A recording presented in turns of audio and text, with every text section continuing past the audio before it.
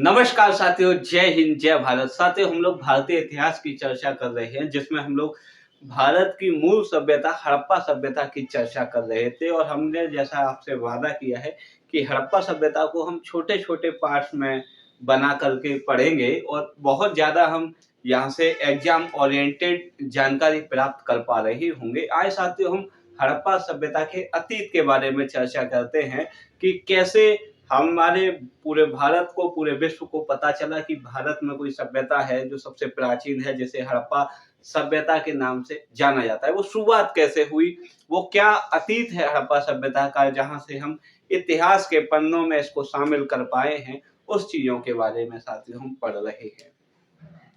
सिंधु सभ्यता का अतीत, इसमें कुल हम 8 पॉइंट को पढ़ेंगे और सभी पॉइंट परीक्षा की दृष्टि से महत्वपूर्ण है। देखिएगा, वर्ष 1826 से पहले पूरे विश्व में, भारत में कोई नहीं जानता था कि भारत में एक सबसे प्राचीन सभ्यता है जिसे हड़प्पा सभ्यता कहा जाता है। यह जो जानकारी प्राप्त हुई है, ये बहुत बाद में प्राप्त हुई है, यानी कि वर्ष 1826 से पहले तो कोई ऐसा अस्तित्व या किसी को पता ही नहीं था कि भारत में कोई हड़प्पा सभ्यता नाम की सभ्यता भी निवास कर रही थी। सर्वप्रथम 1826 ईस्वी में चार्ल्स मेनन ने, देखिएगा, चार्ल्स मेनन ने एक 1842 में एक लेख प्रकाशित किया था। उसमें ये कहा कि भारत में हड़प्पा नगर होने का जिक्र है। कहने का मतलब साथियों ये है कि 1826 में चार्ल्स मेनन को इस बात का पता चला था, इस बात की उन्होंने पुष्टि की थी कि भारत में एक सबसे प्राचीन नगर है जिसे हड़प्पा नगर के नाम से जाना जा रहा है। और इस बात को उन्होंने एक लेख में लिखा। वो लेख 1842 में प्रकाशित किया, यानी कि उनको पता चला था 1826 में, लेकिन इस बात को वो पूरे विश्व के आगे, भारत के आगे रख पा रहे हैं 1842 में, वो भी अपने एक लेख के माध्यम से। क्लियर है। दूसरा आया 1834 में। बर्नेस, एक बर्नेस इतिहासकार हैं और उन्होंने 1834 में, बर्नेस ने भारत में एक नदी के किनारे प्राचीनतम एक ध्वस्त किले की बात कही थी। क्लियर साथियों। उसके बाद 1851 से 1853 ईस्वी में अलेक्जेंडर कनिंघम ने हड़प्पा के किले का सर्वेक्षण किया, यानी कि इन दोनों बातों को उन्हें लगा कि वास्तव में किला है, तो अलेक्जेंडर कनिंघम हड़प्पा के किले का सर्वेक्षण करने के लिए जाते हैं। इसके बाद 1856 में अलेक्जेंडर कनिंघम ने पहली बार हड़प्पा का मानचित्र जारी किया। देखिए, ये बहुत ज्यादा इंपॉर्टेंट रहने वाला है परीक्षाओं के लिए कि हड़प्पा का पहला मानचित्र किसने जारी किया था। तो अलेक्जेंडर कनिंघम ने जारी किया था और 1856 ईस्वी में जारी किया। अब इसके बाद आता है 1856 में, 1856 ही चल रहा है और भारत में रेलवे लाइन को बिछाया जा रहा है, कराची से लाहौर, लाहौर में भी मुल्तान तक। तो 1856 में कराची से लाहौर तक रेलवे लाइन बिछाते समय बर्टन बंधु दो आते हैं, और एक है जॉन बर्टन और एक है विलियम बर्टन के आदेशों से हड़प्पा के टीले से पहली बार कुछ ईंटें निकली। इस प्रकार हड़प्पा सभ्यता विकास में आई थी। कहने का मतलब साथियों ये है कि कराची से मुल्तान तक रेलवे लाइन बिछाई जा रही थी और रेलवे लाइन को बिछाते समय ईंटों में कुछ कमी आई।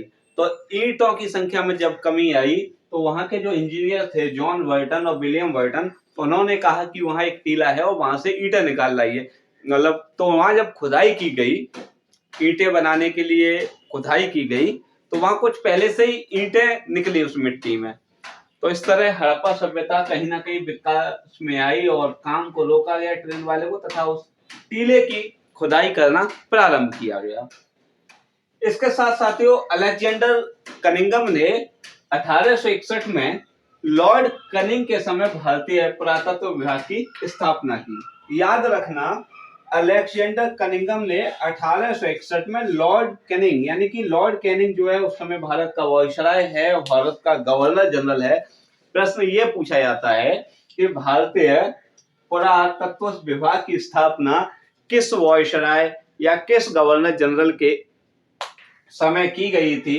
तो लॉर्ड कैनिंग के समय की गई थी। और अलेक्जेंडर कनिंघम ने की थी। इस तरह भारतीय पुरातत्व सर्वेक्षण विभाग के का जो जनक है वो अलेक्जेंडर कनिंघम को कहा जाता है। साथियों ये भी प्रश्न यहाँ से महत्वपूर्ण है और ये भी प्रश्न यहाँ से महत्वपूर्ण है। फिर 1881 आया अलेक्जेंडर ए कनिंघम का मतलब यहाँ अलेक्जेंडर कनिंघम है। अलेक्जेंडर कनिंघम ने एक बार पुनः हड़प्पा के टीलों का सर्वेक्षण किया तथा यहाँ से कुछ मोहरें प्राप्त की थी। आपके पास यहाँ अब तक देखें तो 3 हमारे पास प्रश्न महत्वपूर्ण आए हैं। हड़प्पा सभ्यता का मानचित्र अलेक्जेंडर कनिंघम ने 1856 में जारी किया था। 1856 में कराची से लाहौर तक रेलवे लाइन बिछाते समय जॉन वर्टन व विलियम वर्टन के आदेशों से हड़प्पा के टीले की खुदाई की गई तथा वहां से कुछ ईंटें प्राप्त हुई थी।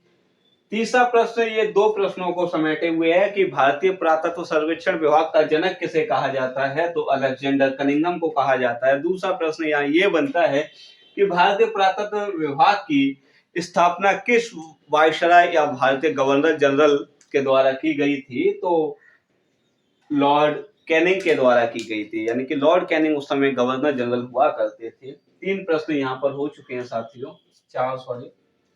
इसके बाद आते हैं 1899 से 1905।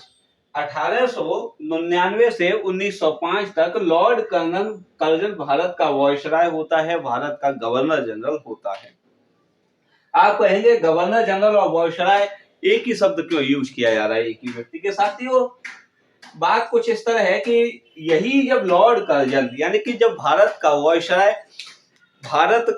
वायसराय जब देशी भारत का रूप में काम करता था, देशी भारत के लिए जब काम करता था, तो वो ब्रिटेन के राजा, ब्रिटेन की महारानी का प्रतिनिधित्व करता था, इसलिए उसे वायसराय कहा जाता था। जब वही व्यक्ति साथियों विदेशी भारत यानी कि ब्रिटिश भारत के अधीन काम करता था या ब्रिटिश भारत के लिए काम करता था, तो उसी को हम भारत का गवर्नर जनरल के नाम से जाना जाता है। यानी कि भारत का गवर्नर जनरल या वायसराय व्यक्ति एक ही है, पदनाम एक ही है, केवल बंटवारा इस बात है कि देशी भारत के लिए वायसराय है वही व्यक्ति और वही व्यक्ति विदेशी या ब्रिटिश भारत के लिए गवर्नर जनरल है। आइए साथियों, तो जब ये 1999 से 1905 तक लॉर्ड कर्जन भारत का गवर्नर जनरल या वायसराय है, तो उस समय 1904 में भारतीय पुरातत्व एवं सर्वेक्षण विभाग की स्थापना की गई। देखिएगा यहाँ था भारतीय पुरातत्व विभाग, लेकिन यहाँ क्या है, भारतीय पुरातत्व एवं सर्वेक्षण, यहाँ सर्वेक्षण शब्द जोड़ा गया। तो याद रखना साथियों 2 प्रश्न यहाँ से बनते हैं। भारतीय पुरातत्व विभाग की स्थापना लॉर्ड कैनिंग के समय, जबकि भारतीय पुरातत्व एवं सर्वेक्षण विभाग की स्थापना लॉर्ड कर्जन के समय की जाती है। और इसका काम क्या था, तो भारत में प्राचीन स्थल के संरक्षण करना है और दूसरा सर्वेक्षण करना है। संरक्षण और सर्वेक्षण दोनों ही काम करना इसका काम था। इस तरह प्रश्न यहाँ से ये बनता है कि भारतीय पुरातत्व एवं सर्वेक्षण विभाग की स्थापना किसके समय की गई, तो लॉर्ड कर्जन उस समय भारतीय गवर्नर जनरल या वायसराय हुआ करते थे। साथ ही साथ जॉन मार्शल इसके पहले महानिदेशक हुआ करते थे। अब साथियों यहाँ पर इसी में हमें याद रखना होगा कि जॉन मार्शल जो कि भारतीय पुरातत्व एवं सर्वेक्षण विभाग के पहले महानिदेशक हैं। इन्हीं के निर्देशन में 1920-1921 में राय बहादुर दयाराम साहनी ने हड़प्पा नगर का पूर्ण उत्खनन किया और पूर्ण रूप से इसको प्रकाश में लाए। इस प्रकार हड़प्पा सभ्यता प्रकाश में आती है। अब साथियों इसके आगे की जब हम चर्चा करेंगे तो वहां देखेंगे कि इस हड़प्पा सभ्यता का या सिंधु घाटी सभ्यता के नामकरण के बारे में और इसका विस्तार कितना रहा है इस बारे में हम चर्चा करने वाले हैं। तब तक बने रहिएगा साथियों साथ। जय हिंद, जय भारत।